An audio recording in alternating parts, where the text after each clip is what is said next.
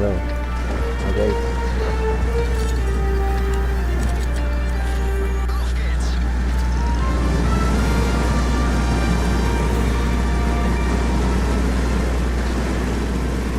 Let's go.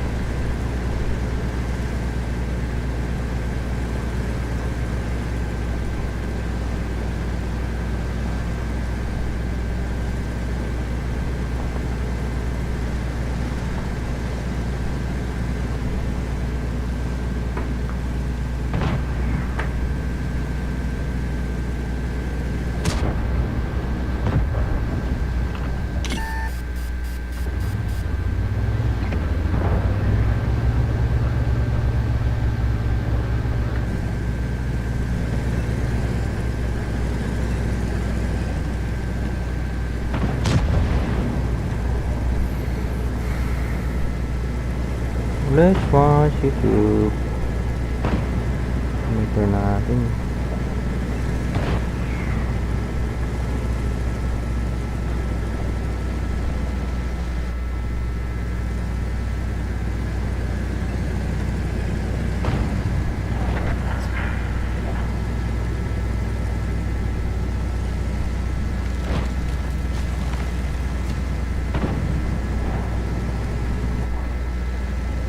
Saan ba yung live natin?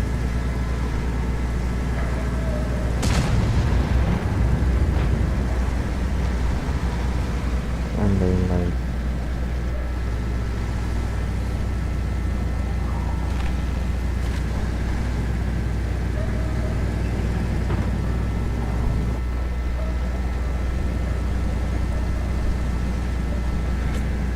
Stream na ba tayo?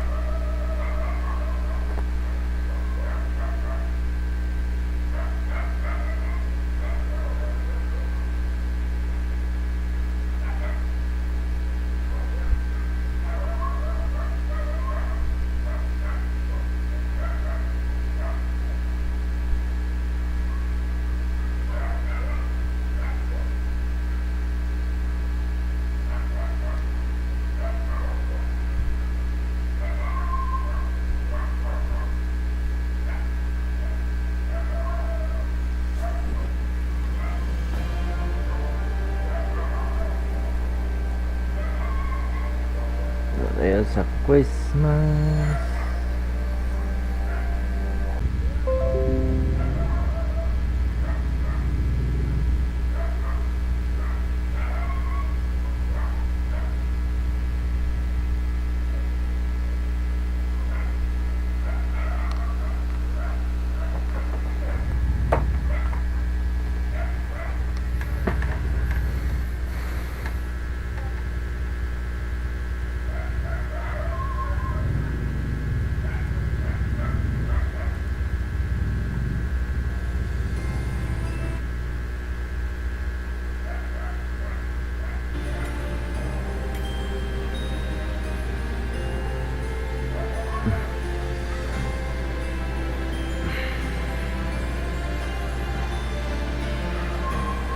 So yung mga nindot music.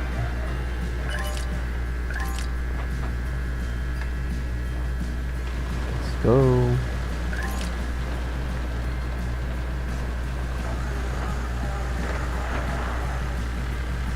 Yun.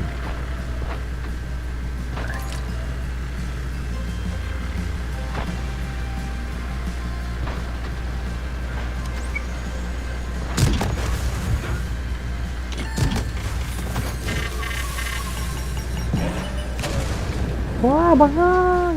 Ow!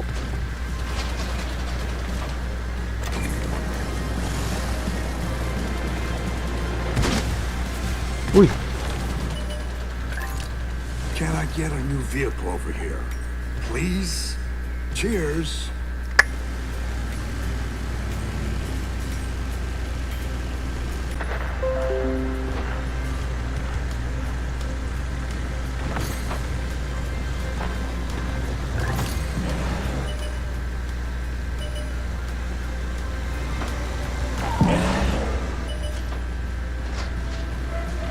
Ay! Oh my, how did that happen? You'll need to wait a bit.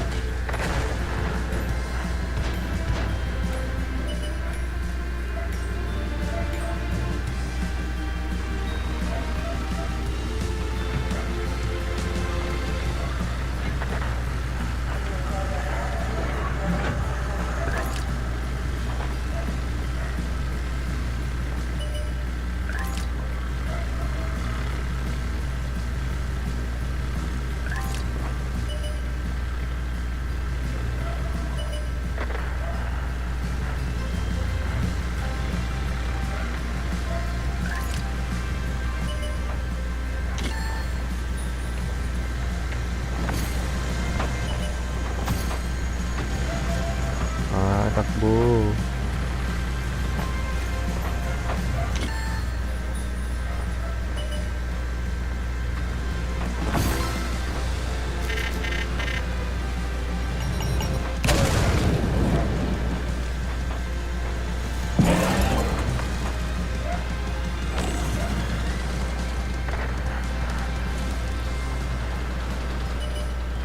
Fun.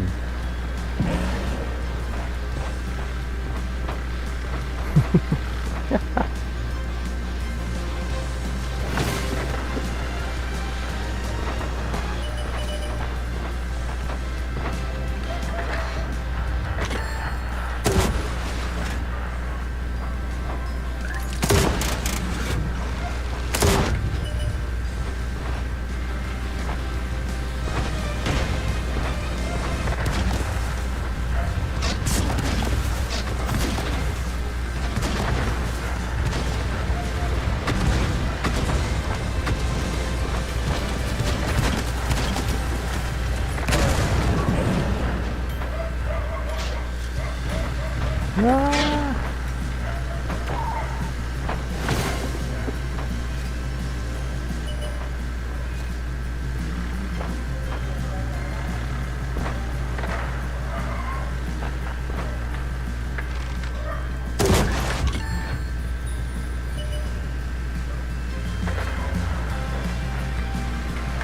Wow! You need a new vehicle? Let me find you a new one.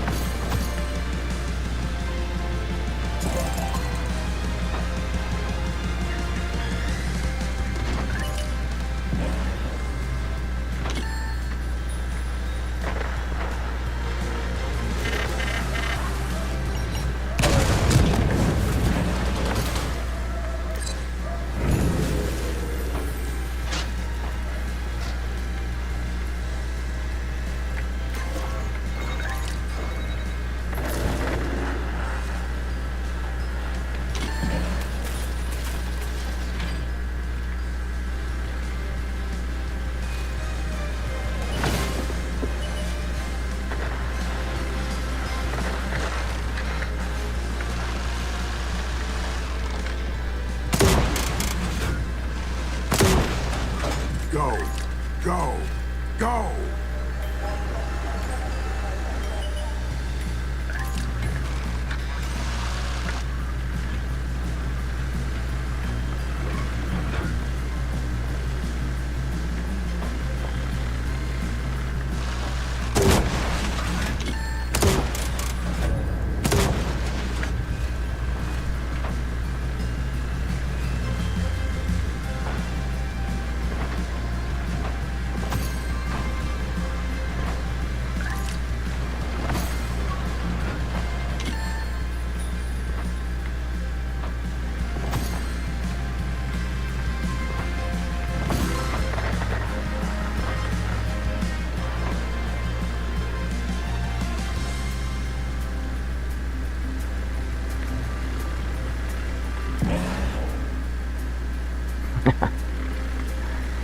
Chạy chậm chơ.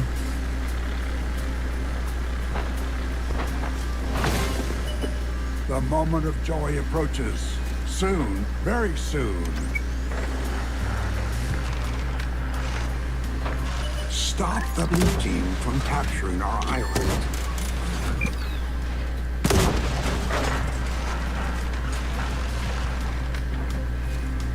Our base is being robbed.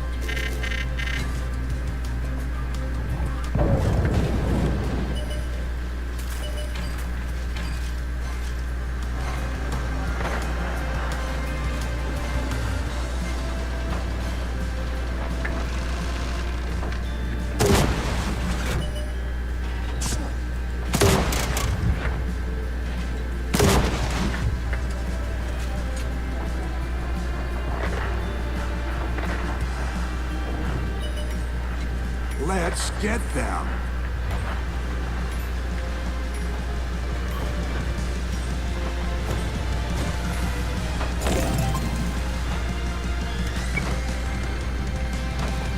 Why are they stealing from us?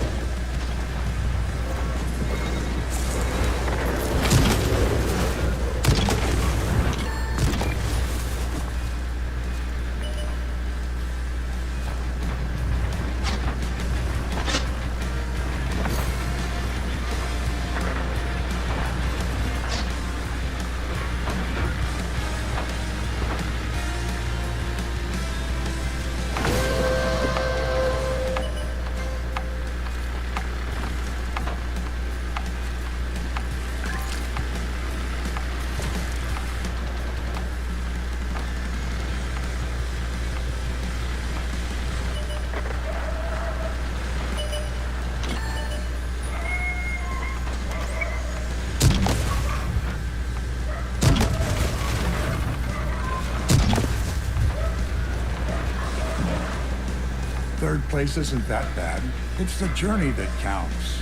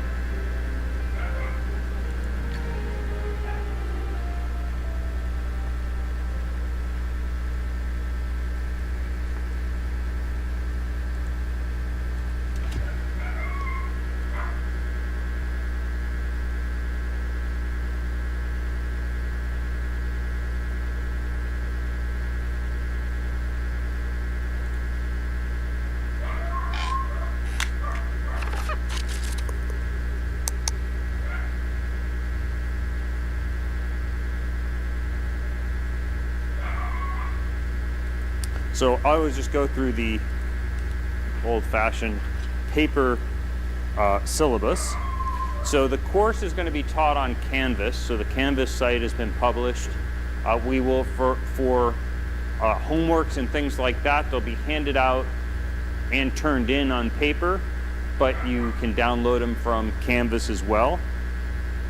The classes are going to be here Mondays, Wednesdays, and Thursdays, so unusual class schedules, 1 p.m. When you have the perfect response in your head, but your fingers just can't keep up. We've all been there. Typing, delete. Ang tao wala nang tiwala eh. Wala na hong tiwala dito sa gobyerno ho natin at sa mga proseso.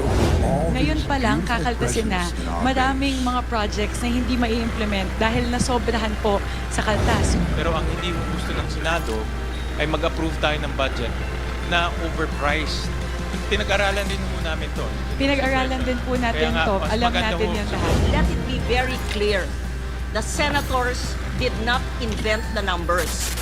Imbis po na makatipid yung ating gobyerno, ang mangyayari po, hindi talaga ma-i-implement yung kabuuan ng proyekto. Kaya ang pinakamagandang paraan para ibalik po yung tiwala nila ay magkaroon ng budget na tama po ang presyo. Mr. Chairman, Madam Chair, I have a manifestation and observation. When we were having a picture right there, can you flash the title of this bicameral committee? Because it says there, bicameral conference committee on disagreeing votes. Huh? How can there be a disagreeing votes? See? So it seems to be not in the proper English language nor the context that we have. We have, how can there be? There are many concurrences that we have. So provisions, because the procedure is, conflicting provisions, because the procedure they is stealing from us? original, is exclusive, it will exclusively originate in the House. So we have the original provisions. And then the Constitution, Article 6, the legislature, Section 24 says, but the Senate may propose or concur with amendments. So you have your amendments, we can see them, and so these are the amendatory paper tank provisions. if I ever So we saw cannot one. have disagreeing votes. How can we have disagreeing votes? You have not even voted when we start. How can we not be? So this is wrong English. I suggest we put the disagreeing provisions because from the original, we have now the amendatory. How can there be disagreeing votes? Thank you for that, Congressman Rufus. I was just conferring with the Senate Secretariat. The explanation to me is because we're tackling the House bill, and there's only one bill that we are tackling today, which is the General Appropriations Bill. That's why the correct term or the term that should be used is votes instead of disagreeing provisions, because there's no other bill that are being discussed. So there's only one bill. So, but just to move forward with this, and I acknowledge your comments on this, we are requiring the Secretariat to look into this matter and again do some more research on the previous bicameral conference committee on what terminologies that they use. Mr. Chairman, irrespective of the previous ones, if it's wrong, it's wrong. And it is, when it is true, you know, the other bicameral conference committees are about two bills passed by the House and passed by the Senate. That's fine. So, however, even in this particular instance, House Bill 4058 originates from the House. So we have the original provisions. And then we discuss it, and you have the, under the Constitution, the How did that happen? provisions to amend You it. don't need to wait a bit. Either concur or amend. So I think we should change this because those who are reading us, you know, disagreeing votes. How can we have that, Mr. Chairman? So I hope that we, Mr. Chairman. So I hope that we change it now, so that we are right. Disagreeing provisions of the House Bill number 4058, original and amendatory provision. There are no insertions from the Senate. That's why people say there are inserted Sorry. senators. No, the senators are amending it or concurring with it. It's only in the BICAM where there can be insertions. And so the Senate is doing its job, and it is really amendments under the Constitution. So let us be able to change that, Mr. Chairman. Thank you. Right. Well, Let me direct the committee secretary to just remove this cover page for now. I think that's a better compromise moving forward. But we acknowledge your comments, Congressman Rufus, and we acknowledge your legal expertise in terms of these matters. So for now, we'll just remove it, and we'll request the committee secretary to look into this. Thank you for bringing that matter up. All right, so we the Santa department Claus on is hand right coming now to town. is the Department of Public Works and Highways. So we'll allow the House to present the general appropriations bill. Senator Win, with the permission of the Senate panel, before going to the numbers, I would first like to request that we give Secretary Vince Dizon the opportunity to present with regard to one of the most pressing factors in the discussion around DPWH, which is the